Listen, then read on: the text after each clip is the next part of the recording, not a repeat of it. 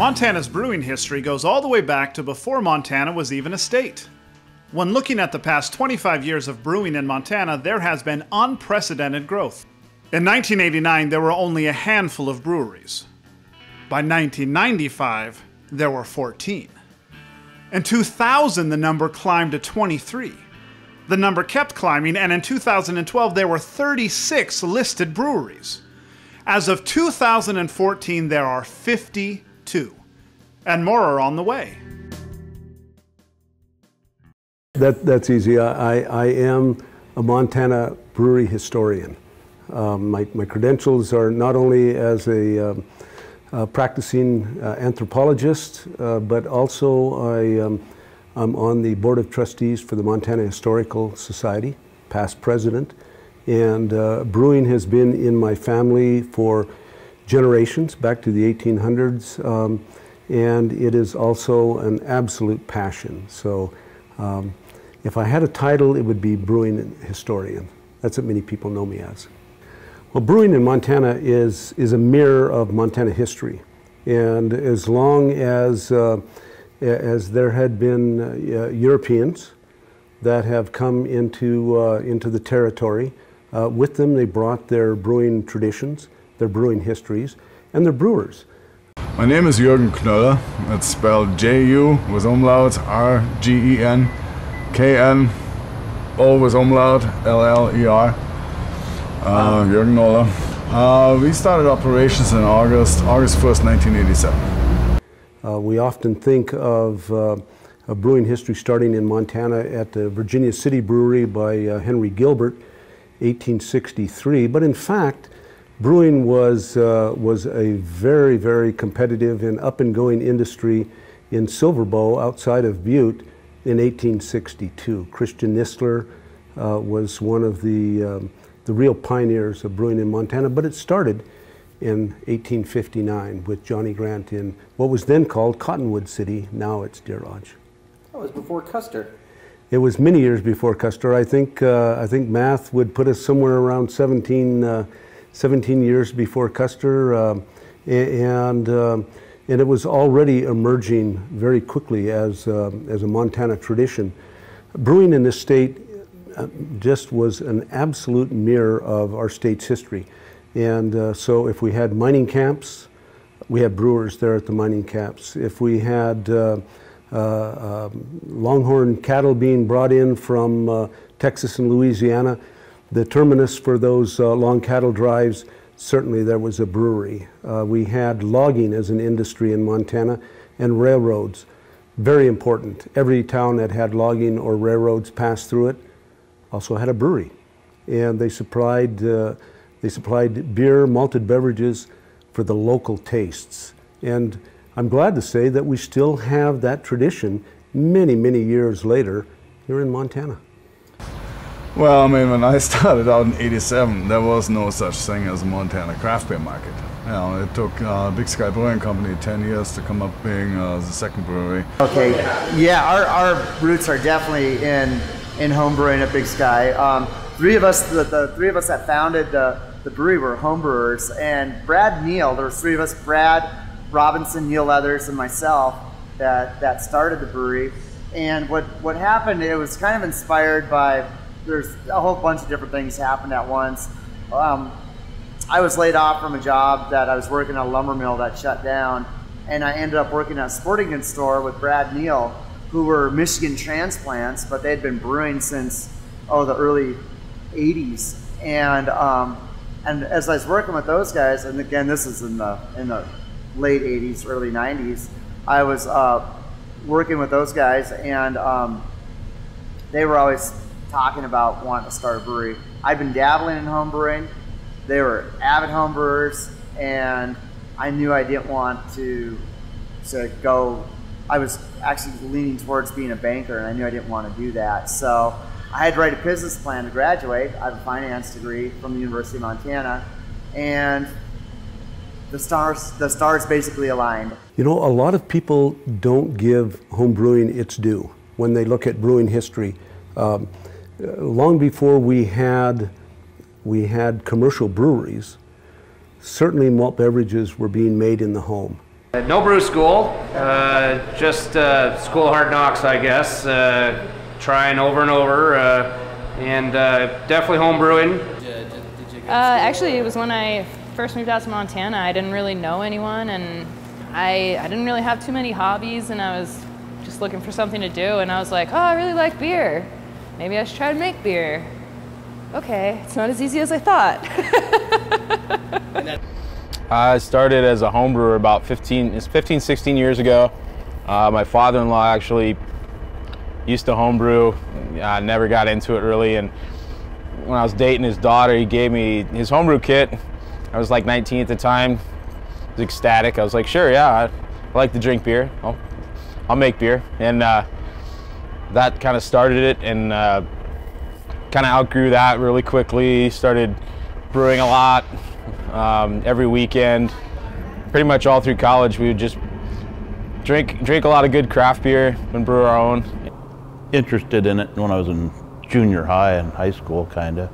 Never really did anything with it because it was hard to get the stuff to do it with, you know. And then until I bought a house, 15 years ago, and then my girlfriend went down to the home brew shop and bought a kit and started there on the kitchen stove. Home brewing, absolutely at the foundation of brewing in this state. My great-grandmother was a home brewer in East Helena, and she talked, when I was a young fellow, she talked with great pride of the brews that she made right on the wood and coal stove. There was Kessler and Helena, there was one in Bridger, and they went Spanish Peaks. They were around for quite a while, but they all came later. I mean, they all came sometime later in the 90s. You know, then Kettle House, they started out as a U-brew place where you could brew your own beer with some equipment in there. So yeah, there was not really much to speak of. Yeah, we had, of course, we had a lot of home brewers that were just frequenting me on a almost weekly basis with all kinds of questions. So yeah, it was a different scene altogether. Then there were, actually Missoula always had a really active homebrew club with Sioux City Synergists. And when I got to meet those guys, which was kind of a different thing because I've never experienced anything like that. Back in Germany, where I was from, I mean, people would maybe brew their own beer after World War II when times were tough.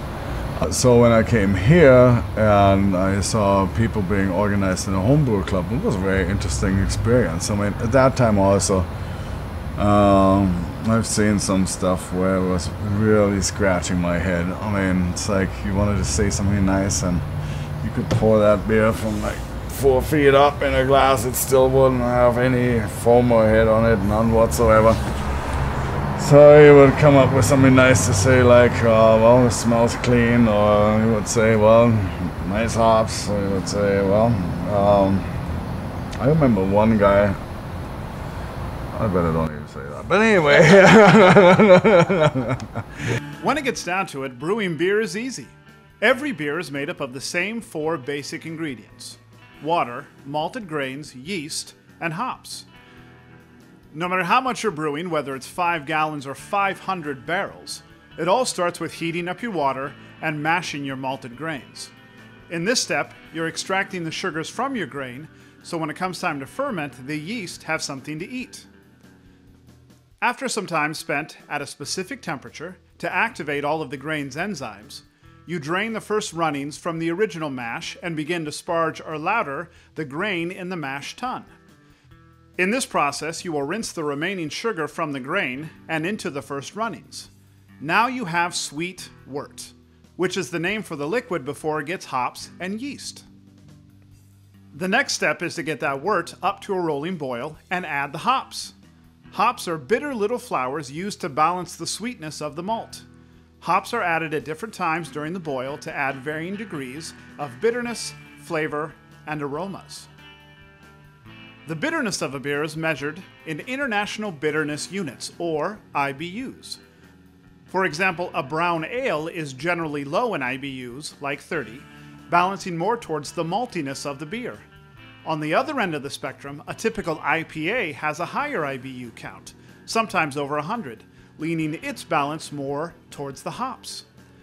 The hops added in the middle of the boil lend hop flavor to the brew. Hops added towards the end of the boil give aroma to the beer and are obviously more at home in an IPA than a brown ale, which would have more of a malty aroma. After all of this comes the fermentation stage. After the cooling and transfer of wort to your preferred fermentation vessel, yeast is added. Remember biology? Yeast are the microorganisms that eat the sugars in the wort and turn it into alcohol. Depending on your beer style, you'll use ale yeast or lager yeast. Ale yeast ferments at a warmer temperature and are a top fermenting yeast, meaning they eat from the top down. Lager yeast ferments at a cooler temperature and are a bottom fermenting yeast, so they eat from the bottom up. Yeast strains each have their own characteristics and will impart flavor on the beer depending on fermentation temperatures and the yeast used. Fast forward a few weeks and lo and behold, if your yeast army has done its job, you'll have beer. Now it's time for conditioning. For some styles, this may mean a secondary fermentation, dry hopping, additions of fruit, or long storage in wooden vessels. Some styles are ready to drink as soon as you can carbonate them. There are a few ways to get bubbles into your brew. The first is forced carbonation, which means pushing carbon dioxide or CO2 directly into it when kegging. The second is bottle conditioning, which is the process of adding a small amount of sugar to the brew upon bottling, allowing the yeast left in the beer to eat the sugar and release carbon dioxide.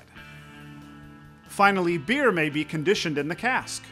This is where the concept of draft beer comes from. Cask conditioning can be done by racking into a cask before the primary fermentation is quite done, leaving a little sugar behind, or it can be accomplished using priming sugar in basically the same manner as bottle conditioning. It is then served from the same vessel using gravity, as well as minimal amounts of natural CO2 and nitrogen that is built up during this secondary fermentation. So there you have it. That's beer, from grain to glass. Started brewing in 2009, summer, and started off with a clone recipe for Old Rasputin. Don't remember what I brewed after that, but I do remember that was my first recipe. You started out with a Russian Imperial Stout. Yes, That's I did. Bold.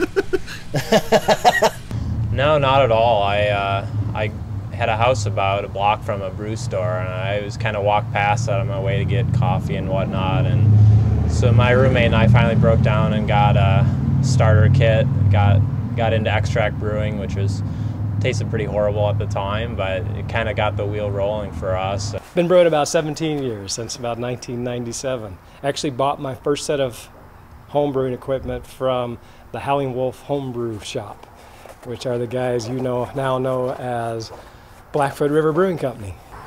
Well, I kind of really liked the Belgian wit style, like the Blue Moons, the Belgian Whites. Those kind of things kind of got me into the craft beer scene. And then after going to the Blackfoot many a times, we kind of decided we should try to brew our own beer. And so I did a Hefeweizen for my first batch, and it was all right. It tasted like beer, so that was okay. But now looking back, it's like, yeah, I could have done that different. I could have fermented a little better. There's a lot of things that just weren't right. I brewed my first beer in 1990. I was in elementary school. Shut up. Yeah, sorry, Mom. I was in high school, and it was a way to get. Yeah, it's a way I could get beer. My first beer was a very crappy brown ale. Came out of a couple of cans that you opened up and boiled for a good 30 minutes or so and bottled. And I thought, well, it's only going to get better from here.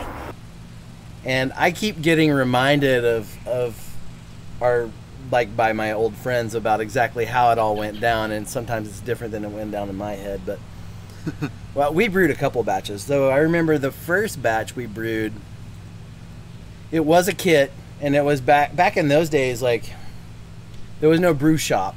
It seems like it was a tobacco shop. And they had just some kind of, canned malt extract. you know, that you just mixed with. There was no liquid yeast available outside of the commercial world, at least. It was all powdered yeast. Shoot, we might have even used bread yeast. Yeah, we may have even used bread yeast to put in there, and I remember specifically we put a potato in there because we read somewhere that would like make it have more alcohol. And I'm sure we didn't know anything about sanitation. Maybe bleach, you know. Bleach. Definitely, you know, a bucket from the hardware store and let it rot. And I'm sure it was horrible. And, you know, no temperature control. I mean, none of that was known at all. And then my friend said that we that we stashed it out in the woods. Yeah, I was just about to. Out of a trash can.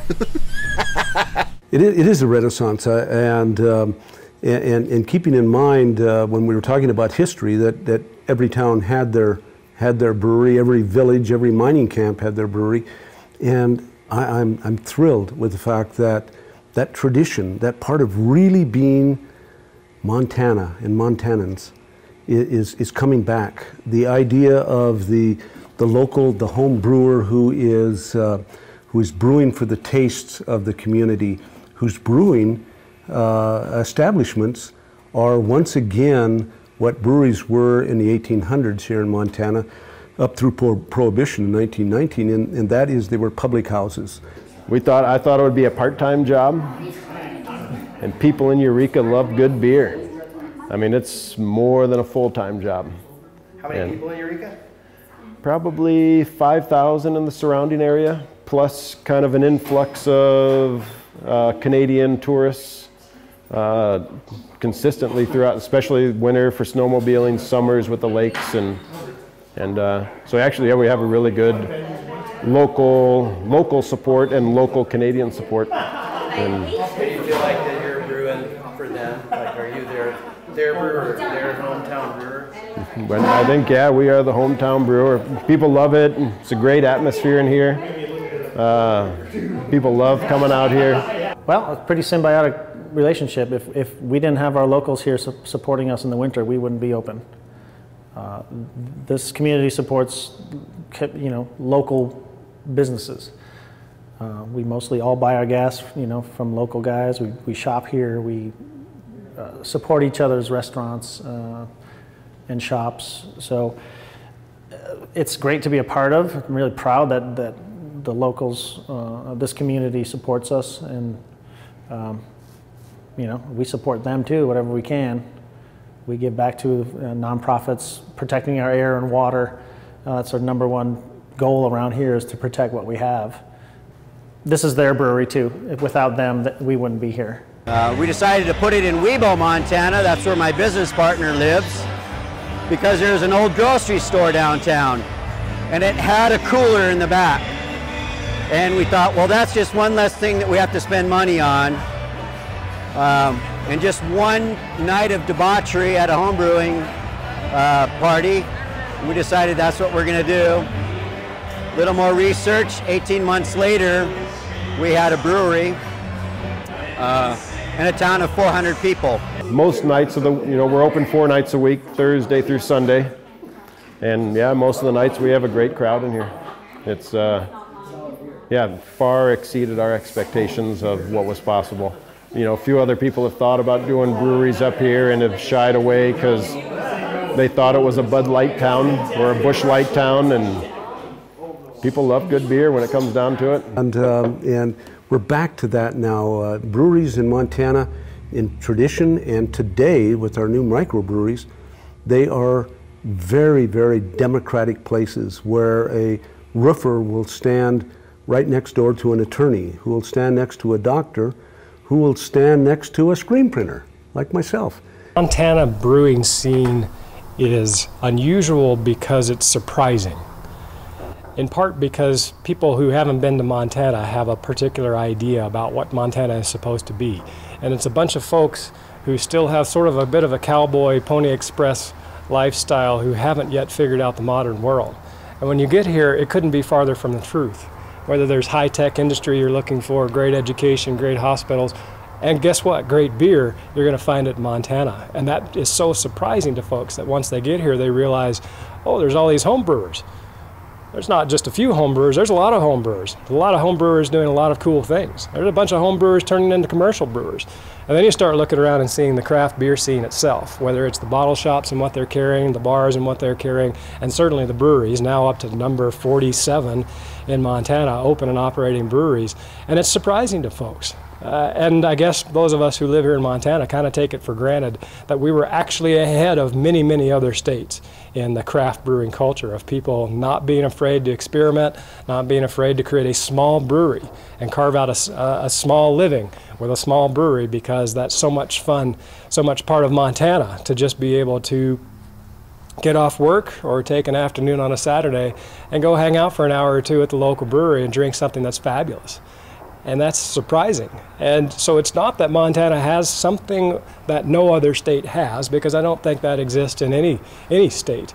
But we've got these incredibly friendly tap rooms and this incredible culture that's just surprising to people. And once you get over your surprise, you get a big smile on your face and just enjoy it. Different here, I feel like there's a lot more of a grassroots movement to me. I felt like I was kind of a pretty standalone brewer when I was in the cities back in the Midwest. I feel like the community there was more like, well, you have a group of friends that likes to brew and you kind of all get your ingredients and you know, maybe look something up on the web. But here what I've met through the clubs and actually going to the different breweries, they've been really approachable, kind of what their methods and the styles they like to use. And just even going to the local homebrew shop here, it's a bit more of a community. It doesn't feel, you know, like a big corporate shop or anything like that. It's somewhere you can just chat with those folks, and they're really knowledgeable about helping you out. And so that for me has been the big change. It feels a little more from the bottom up as far as brewing goes. I think the commercial brewers, by and large, started out as home brewers. Even dating back 30 years ago to the Ken Grossman type folks. Who cobbled together old dairy equipment to build their breweries. And why were they doing that? They were doing that because they couldn't commercially get beers that they wanted to drink. And so that spirit, that pioneering spirit, has started with home brewers. And so it's not so much that home brewers push commercial brewers, it's that home brewers are following the same path that commercial brewers took. And the commercial brewers opened our eyes to what kind of beer you could create. When I first started brewing as a professional in '94, you know, most communities in Montana were Bud Light Whiskey Ditch towns or Coors Light Whiskey Ditch towns, and you know, we've come a long way since then. And there was a nice little peak in the '90s, and then we kind of fell off because I think there were some people jumping in with some beer that maybe wasn't of the best quality. But now that we have quality where we want it again, it's climbing and booming. You know, if you look around here, we don't have a big production facility like a lot of communities in the state, but we have a bunch of little guys. I think Billings has got a pretty healthy beer culture for being in the location that it is, you know, right in the middle of kind of domestic lager haven, I guess you could say. And it's growing. The more breweries that come out, or the more people that are just trying beer and trying new beers, I think that's helping. We're starting to see people that we don't see. We're starting to see new people come in that don't even know we're here, and they're starting to buy local beers more instead of buying out-of-state brands that they get at the grocery store. They're starting to support more local restaurants. They're starting to buy fresh food, bread, all that stuff. I think beer is just a part of that. I guess my vision for the industry, whether it be hobbyists or professionals, is to get everybody together, and how can we mesh all of those people together to improve beer culture here in Billings. And my vision is that we collaborate with the home brewers. So we often do competitions, and the winner comes and brews a batch here. Other brewers in Billings have done the same thing. But I try and go to meetings when I can. And as far as the home brewing thing, I mean, the home brewer has so much more available to them. We have a great homebrew supply shop in town, and I think a lot of people are taking advantage of that. That we have a pretty knowledgeable group of brewers too that are willing to be open and talk about anything. There's no, I don't think there's any line drawn between craft brewers and home brewers. I mean, half the home brewers, or half the brewers in town used to be home brewers and hopefully didn't forget where they came from. This is all of our favorite pot, although it's tiny. We have 8 full wine barrels, port wine barrels, the 2 oldest. All these are Cabernet barrels, French oak. We have been doing this barrel project as long as I've been here. Todd had those 2 port barrels in the tasting room where the popcorn machine was sitting on one. The other was a table. A lot of the old world fermentation styles, sour beers, barrel-aged beers, and even a lot of the lagers are coming back. Craft, you know, a lot of the non-adjunct lagers, I think, are coming back. Partly because the brewers want a challenge. They want something new to brew too. I mean, I think I've talked to some people in the Northwest, and they always say, "Well, we're brewing IPA today," and they're complaining about it because they brew hops all the time. And so I think that they're looking to brew something else instead of just be a production brewery. They want to constantly experiment and challenge themselves, and down the road challenge the consumer. I started my sour program probably in '07. Also, when I got here, I have winemakers and whiskey making colleagues here, friends. So it's easier for me to find oak barrels than it is probably for other people. And I have all this fruit right down the shore, so I wanted to make sure I can utilize this fresh cherry, flathead cherries. A new frontier of American brewing seems to lie in a nod to the past, the Belgian-inspired world of sour beers. What is a sour beer?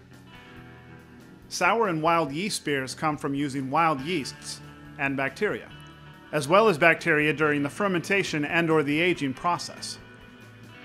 Brettanomyces, or Brett, as it is commonly called, can produce flavors in the beer ranging from very fruity, if used in the primary fermentation, to an earthy, mineral, or horse blanket kind of flavor when aged.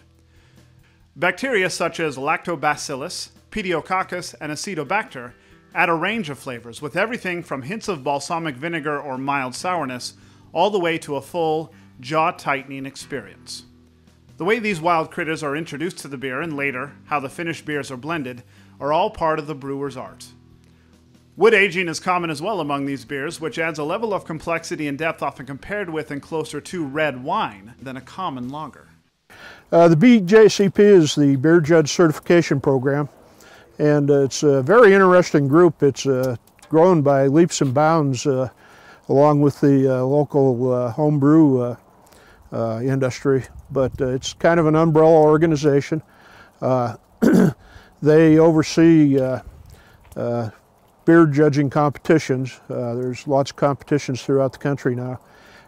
People will send in their home brews to have it evaluated. A lot of people send in their beers for competition to try to win a prize. Or a lot of people send beers in to get it evaluated if it's a problem beer. But these guys set up the categories that each beer will fall into, like American Pale Ale or an Irish Stout, a Belgian Ale, and that sort of thing. But they've got what's called style guidelines. And when judges are given a beer to evaluate, they're supposed to evaluate the beers against these style guidelines. And, it's quite an interesting process if you've never been involved. The beer judging competition program was started back in about the mid-1980s, and really the purpose of the program was to train judges, to train people to judge beers, and to help really the brewer improve their brewing capability by judging their entries. One reason I don't brew as much as I used to is because there are so many wonderful beers available here in Montana now. I think Montana is ranked first or second in the country in number of microbreweries per capita, and just from talking to some of the guys here, from what I understand, we're rapidly moving up in that rank. there's like 50 microbreweries available now in the state. It's just really been an explosion of good beer around here. So come on up to Montana and have a good beer. You know, it's just exciting to see all the new beer industry in Montana, from more barley being grown to more breweries being open to new beer tourism being a strong part of the state, and definitely Missoula with Missoula Craft Beer Week. So I think that is something that we should be supporting and embracing and encouraging. When our friends start talking about ideas that have to do with promoting craft beer, we need to be there and say, hell yeah, you can do it. Yeah, so I'm from a farm east of Brady, and my dad grows malt barley for Anheuser-Busch. He's one of the only dryland farmers for Anheuser-Busch over in north central Montana. I'm excited to be part of a growing industry. There's not many other growing industries in the U.S. right now. I'd say the more the better. The more beer we have out there in people's faces, in their palates, the better we're all going to be. We have to compete with each other and make better beer, and I think that's what drives everybody. It's like, well, you know, those guys across the lake make this really good beer, so let's make another beer. Let's continue to do better, and then meet each other 5 times a year at brewfests and stuff like that. Yes, that's the Golden Triangle is what it's called. In my area, we have a Tecate elevator. There's a Miller Coors elevator that just went into power. The Anheuser-Busch elevator that's in Conrad. And beyond that, there's also Malt Euro in Great Falls that's recently been in, that is doing 2-row for pretty much all the breweries in the state, unless they need some traditional barley. But that's where we get our 2-row here from too. I mean, if you look in the country and really the world, the best malt barley for beer is coming from north central Montana. There's a couple of trends that you notice. One is obviously the explosion in the number of breweries. It's a trend that's continued to grow throughout the last 10 years, and we're going to see it continue to grow for the next couple of years. And the cool trend about it for Montana is how the small towns have embraced their breweries. And so there's no minimum size town necessary in order to support a brewery. You look at places like Phillipsburg, you look at Dillon is just about to get its first one. Livingston is getting a second of all things. Sydney just had a new brewery open. Whitefish now has 2. It might get 3 before too long. So all of these small towns are realizing that they can support these breweries, that there are craft beer lovers in every small town, and that these breweries are becoming sort of de facto community centers where people are going to get the news, hang out with friends, and enjoy a pint of beer while they're doing it. So that's a great trend for Montana, and it's one I think we're going to continue to see. So I mean, you figure like when I first came to town, even in 2001, it was a matter of I was still, I mean, pretty much everything online. We had one little spot that I could pop over to, and I was still ordering actually out of Great Falls, where I was used to ordering from Big Sky Homebrew Supply, little shop that was barely open over there, but I was started there because I'm from north central Montana. But since, I mean, it's just been building to the point where, I mean, I really feel like people don't have to order everything online anymore. You see here in town, I mean, we've been able to expand our homebrew supplies, tenfold at least in the amount of time that we've been open. I think Montana grows at more of an organic speed, but I don't know, probably past 2 or 3 years, it's really surged. I don't see it stopping. Yeah, so I mean, I'm definitely dealing with, I mean, beyond just our home brew shop and everything like that, we're also a bottle shop, and you just see what, the revolution's happening with craft beer right now. And homebrewers and that go hand in hand. I mean, like, people find a beer that they like, they're going to try to homebrew it, they're going to try to clone it because they want it for themselves on tap at their house and whatnot. And you just see people, especially with me putting together recipes for people.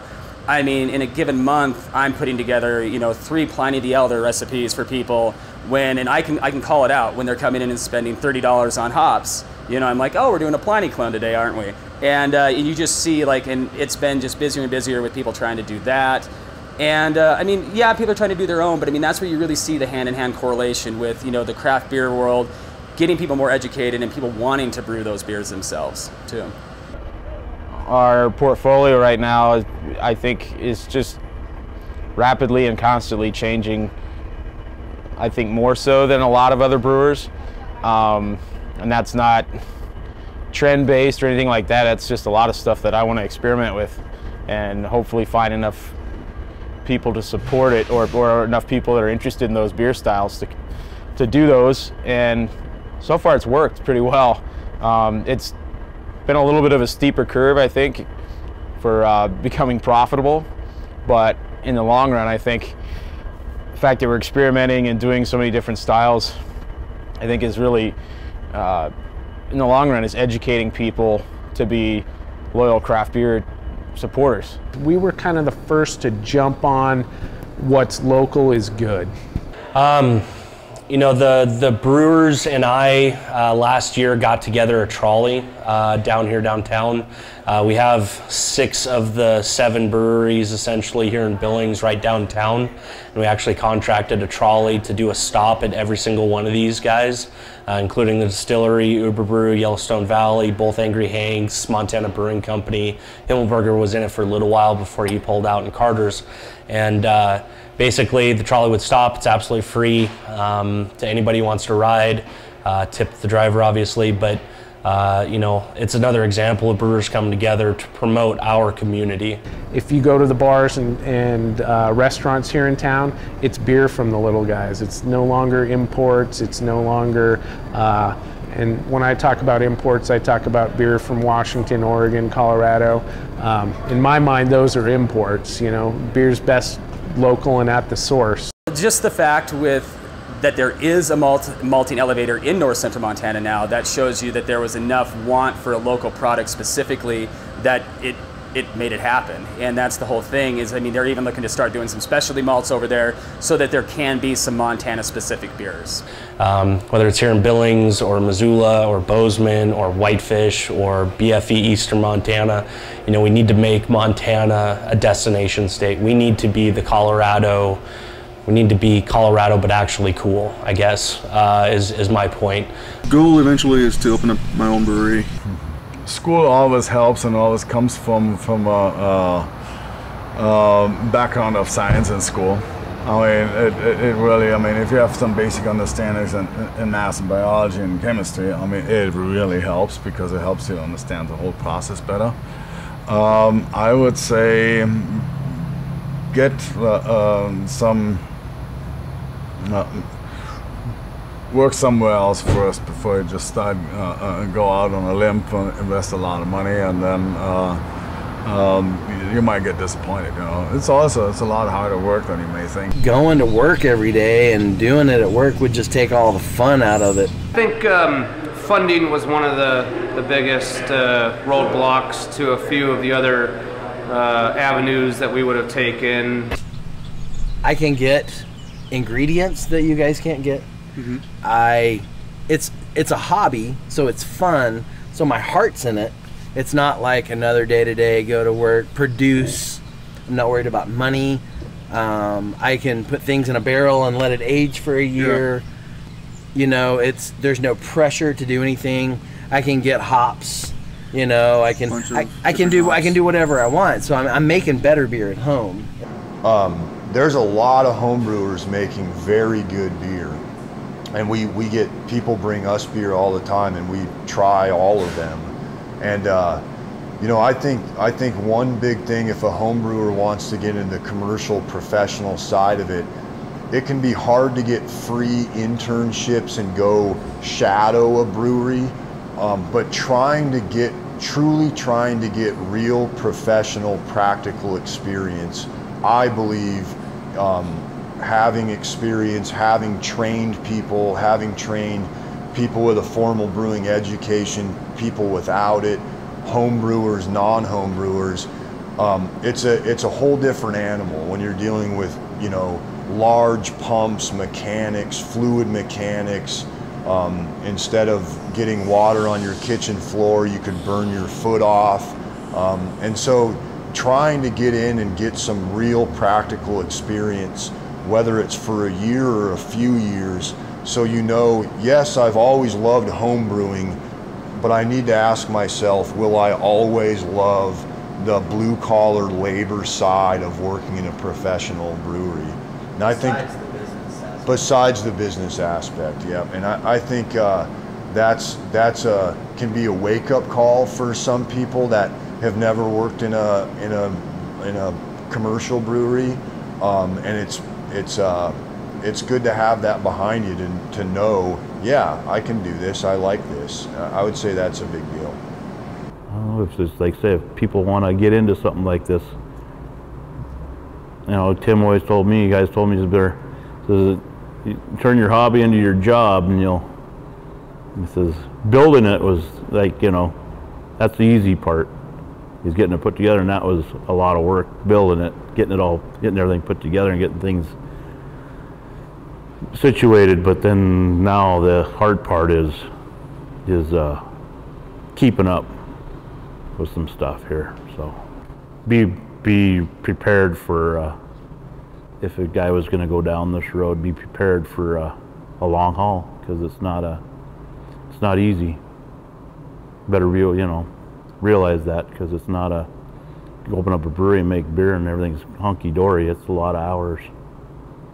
Yeah, you and I both. I mean, like, you know, we brew a lot together, and we like to funk everything up that we can, and that's because that's what we like to drink. And that's, I mean, it's not available either. So and it's not available. I mean, you know, brew what we can't get. Yeah, we don't live in Santa Rosa with Russian River down the road, unfortunately. That would be awesome, though. Wouldn't it? It would be. I plugged you, Vinny. You owe me some Pliny. It means, because it is an economic game. No matter what people talk about, it is still an economic game. You still have to sell the beer to keep your brewery running. And I take my hats off to the efforts that Montana's microbrewers are making to still get out a quality product and stay economically in business. It's very important. It's a balance. And so have we left those traditions of our brewing history in Montana? We've certainly changed those traditions. Is the spirit of brewing in Montana today the same as it was in communities in the past? I believe with all my heart that the spirit is still there. And do we see that that value that's given to history, to quality, to not as much quantity as serving the people that you care about? Still there, still a big part of Montana brewing, and for that, as a historian, I am very happy, and I'm proud of our Montana brewers today. Wonder about, you know, at what point do you just oversaturate a market, you know? And so I think it's one of those things. I mean, there's a lot of breweries that are opening, but there's also a fair amount of them that are closing too at the same time. But I think it'll end up being survival of the fittest, as always. There can be a brewery in every neighborhood, and when I say small community, I do mean Missoula. I'm not going smaller than Missoula, but every neighborhood could easily have a brewery. You have that local community aspect that's going on with it, and you definitely see that with a couple breweries here in town. That, I mean, they're not is it the beer that's bringing them there? It's just the aspect of it. It's in the neighborhood, it's community, and they're, you know, it's thriving. And I think until it goes back to the day where every neighborhood kind of has one, there's not a bubble. I really don't think there is. Any industry has a saturation point in any market, whether that's, you know, will this become the next Asheville? I have no idea. But yeah, I think there's room for more. What that number is, you know, we might find out. I mean, it's not slowing down.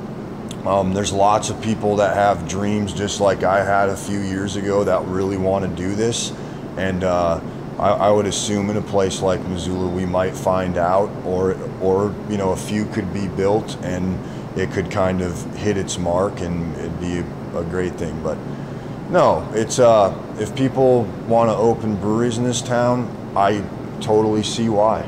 As you were talking, one of the things that popped in my mind is a great brewing company in the United States was the Falstaff Brewing Company, and their slogan, clear back before Prohibition, actually was the choicest product of the brewer's art. I started homebrewing when I was about 18 years old. Right when I got in college, that freshman year, I started taking a lot of science classes and math classes because that's what I was good at in school, luckily. And really, that drug that got me about brewing and making beer was this art and science balance of it. I was raised from a hippie family, so I'm really artistic, but I really like the science, and I like the evolution of things and the science of things. So what more perfect of an industry to blend those two cultures into something that's socially acceptable to smile with, and that was beer. And that is the great thing about being a home brewer. You know, I want, you know, I want to be able to make anything. You know, one thing for us is we take the science side extremely serious. My partner and I both went to formal brewing schools. We have 2 full-time brewers. One is a fermentation science degree from Oregon State, and the other one also went to Siebel. And we really take that formal brewing education side serious. And so that is important to us for sure. I love the concept of that blending with if you are a scientist, how artistic can you also be? And that's important to be creative, always looking for some new ideas when the time calls for it. So for us, it's almost a 50-50 blend. I mean, we really want to make sure we all truly understand the science behind making great beer, but also you know, can get creative, have fun, and honestly truly be artists with that science. I consider myself definitely more of an artist that knows how to follow the rules. And I think people like coming in here and knowing that things are just a little bit different every time, and there might be something new. And I wouldn't call myself an artist per se. I can't draw, I can't write, I can't paint. I do like music, and I like beer. And I really think it speaks a great deal to the art of brewing, to the joy of brewing, to the holistic approach to what it is that you're doing as a brewer in bringing pleasure to the people that get to enjoy your brews, to the science of making sure it's a good practical brew, and to the history of knowing that you're part of something that has been in this state, for sure, since before the beginnings of statehood. How wonderful is that? It's a connection.